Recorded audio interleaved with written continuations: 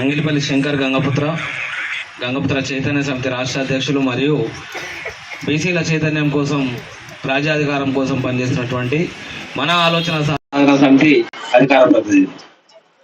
ఈరోజు చేతి వృత్తిదారుల మహాధర్నాకు చేతి వృత్తిదారులు అంటే సనాతనంగా సంప్రదాయంగా కుల వృత్తిదారులుగా ఉన్నటువంటి బీసీలు.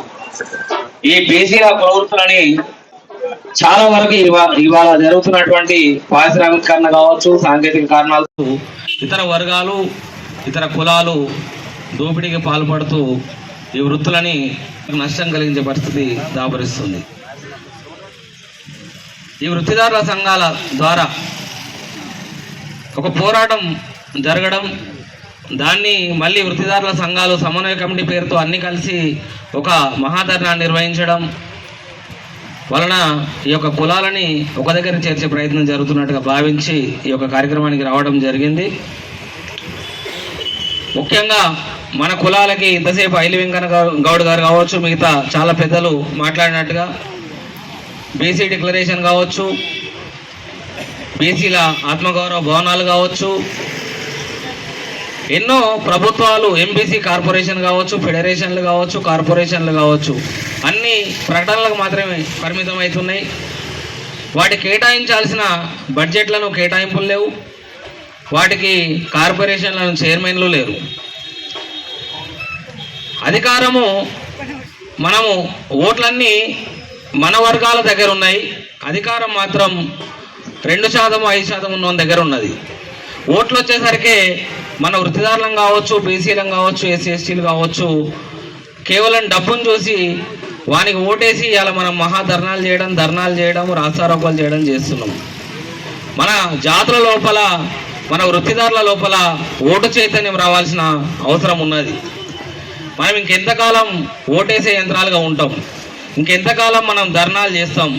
వాడెవడో 19 మంది ఎమ్మెల్యేలేమో బీసీలం ఉంటాం, 2%, 5% ఉన్నోడేమో 47, 50 మంది ఉంటారు. కాబట్టి దీంట్లో మార్పు రావాలంటే మన వృత్తిదారులం కావచ్చు, కుల సంఘాలం కావచ్చు, ఒకటి కావాల్సిన అవసరం ఉన్నది. అలాగే నేను సనాతన సంప్రదాయ మత్స్యకారుల సంక్షేమ సంఘమైనటువంటి గంగపుత్ర చైతన్య సమితికి ప్రాతినిధ్యం వహిస్తున్నా. కాబట్టి మత్స్యకారులకు సంబంధించినటువంటి విషయంలో ఎవడు పడితే వాడు ఎక్కడ పడితే అక్కడ చేపలు అమ్ముతున్నాడు. ఎవరికైనా కేవలం సొసైటీలో సభ్యత్వాలు ఉంటే మాత్రమే చేపలు అమ్ముకునేలాగా చేయాలి. హైదరాబాద్ మహానగరంలో కావచ్చు, జిల్లాలలో కావచ్చు, మండల కేంద్రాల్లో కావచ్చు, కేవలం సొసైటీలో సభ్యత్వాలు ఉండే వాళ్ళకి మాత్రమే మార్కెట్లు ఏర్పాటు చేసి కేటాయించాలి. రేపు మూసీ సుందరీకరణ అంటున్నారు, నెక్లెస్ రోడ్ అయ్యింది. ఎక్కడ కూడా ఈ చేపల వంటకాలకు కావచ్చు, చేపలకు సంబంధించిన నీటి వనరుల పక్కన ఈ మత్స్యకారులకు లబ్ధి చేకూర్చాల్సిన అవసరం ఉన్నది. అక్కడ ఖచ్చితంగా ఈ సొసైటీలకు ఉన్నటువంటి సంప్రదాయ మత్స్యకారులకు మాత్రమే హక్కులు కల్పించాల్సిన అవసరం ఉన్నది. అలాగే ఏదైతే బీసీ సంఘం అంటున్నామో, బీసీలుగా మనం ఏకం కావాలనో ఆ దిశగా వచ్చే నెల 19 తారీఖున ఎగ్జిబిషన్ గ్రౌండ్ లో బీసీల జన జాగరణ జాతర పేరుతోటి ఒక మహా సభ నిర్వహించబోతున్నది మన ఆలోచన సాధన సమితి.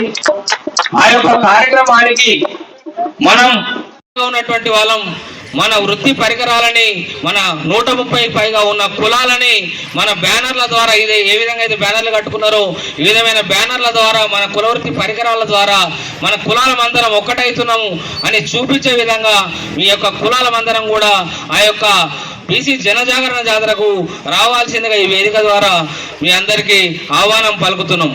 అలాగే ఇటువంటి ధర్నా కార్యక్రమాన్ని స్వీకరించినటువంటి ఎంవి రమణాండ గారు కావచ్చు, లిల్ల బాలకృష్ణ గారు కావచ్చు, పెద్దలు పైల ఆశయ్ గారు కావచ్చు, మిగతా అందరు నాయకులకి మన ఆలోచన సాధన సమితి తరఫున, గంగపుత్ర చైతన్య సమితి తరఫున సంఘీభావం తెలియజేస్తూ అవకాశం ఇచ్చిన మీ అందరికీ ధన్యవాదాలు.